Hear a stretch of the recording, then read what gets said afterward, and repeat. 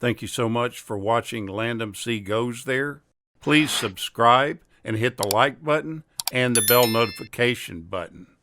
The Player is a 1992 black comedy mystery film that was directed by Robert Altman, and it was written by Michael Tolkien, which was based on his 1988 novel of the same name.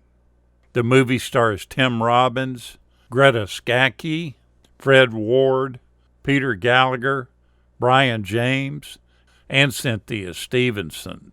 There are 65 celebrities that make cameo appearances in the movie, and Altman once stated that the film is a very mild satire, one that was set up to offend no one.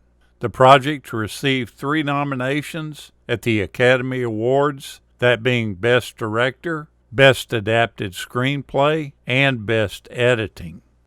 The storyline goes that anonymous threats he's been receiving at work are the work of David Kahane. Producer Griffin Mill tries to fix things over cocktails. Instead, Griffin ends up murdering the screenwriter and courting his girlfriend. As police investigate, Griffin concentrates on a prestigious film that might reinvigorate his career. But he soon learns that David's demise hasn't been forgotten by everyone in Hollywood. The writer, Michael Tolkien, had no intention of allowing his source 1988 novel to be adapted into a film. Being a writer-producer, he wanted to distance himself from his career in the movie industry. But when producer David Brown acquired the rights to the film, he urged Tolkien to adapt it himself. Throughout the late 1980s and the early 1990s, as they sought financing and refined the script, the producers encountered difficulties in selling the film, as studio executives doubted the appeal of a narrative centered on the inner workings of Hollywood filmmaking. Principal photography for the project commenced in mid-June of 1991 in L.A. with an 8-week schedule. Before production ever started, meticulous planning went into crafting the film's opening scene, an 8-minute unbroken tracking shot. Models were utilized to map out the shot, and the studio lot location was resurfaced to ensure smooth movement for the dolly and crane used to hold the camera. The day before filming started, the actors and crew rehearsed the scene. Altman did 10 takes, and I believe it said that it was the 5th take that they finally used. This famous director successfully persuaded a plethora of A-list actors to make cameo appearances in the movie. All this based on his esteemed reputation in the movie-making industry. All these stars agreed to participate without reviewing the script.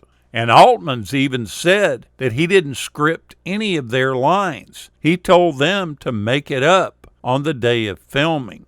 All of these actors and actresses contributed their union scale salaries for one day of filming to the Motion and Picture Television House and Hospital, which is a retirement community for the Hollywood industry professionals. Despite this large ensemble, the film was completed within budget, which is said to have ranged from $8 to $10 million. Despite the difficulties that they had in funding the film originally, the movie's distribution rights were highly sought after by nearly every major Hollywood studio. Eventually, Fine Line Features, a division of New Line Cinema, secured the rights with a guarantee of $5.1 million. The president of Fine Line Features stated that the movie would be promoted as a comedy to attract audiences that might not typically be interested in a movie about Hollywood. The preview screenings they did were all very positive, and the filmmakers hoped that audiences would be drawn to the film's story rather than its celebrity cameos. Therefore, Altman insisted on not featuring the actors' names in any of the advertisements. The banquet scene that you see in the Los Angeles County Museum of Art was catered by a real catering company, despite the fact that many of them were Screen Actor Guild members. No banquet staff who worked on that event were told that they would be filmed until they arrived for work that night at the museum. The scene was filmed a year before the Screen Actors Guild assumed jurisdiction of extra work on the West Coast, and the banquet waiters who appear in that scene were not paid for extra work, not even non-Screen Actor Guild wages.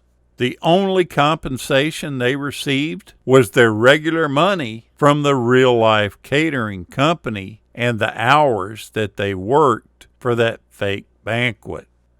The handwriting on the ominous death threat letters and postcards that are received by Griffin Mill belong to the director himself, Robert Altman, who took great pleasure in writing those notes personally. Director Altman said that he specifically cast Cynthia Stevenson because she didn't look like a Hollywood glamour actress. And he told her that, and she was fine with it. And about her nude scene in the jacuzzi, she asked, "Why me? Nobody's ever asked me to be nude before in a film." And Altman told her that that's the reason that he wanted to use her. And that's why you didn't see Greta Scacchi naked in the film. I've also read where she refused to do it in her love scene with Tim Robbins. Paul Newman's comment about the whole thing was that you don't get to see the boobs that you want to see. You get to see the ones that you don't want to see. And that was it. It was all about movies and people's expectations of movies. Altman said putting them in the jacuzzi was a Hollywood thing in itself. Go back and take a look at this really good Altman film. I don't think it'll disappoint you. I've always thoroughly enjoyed it. Thank you so much for watching, and we'll continue to chase the classics.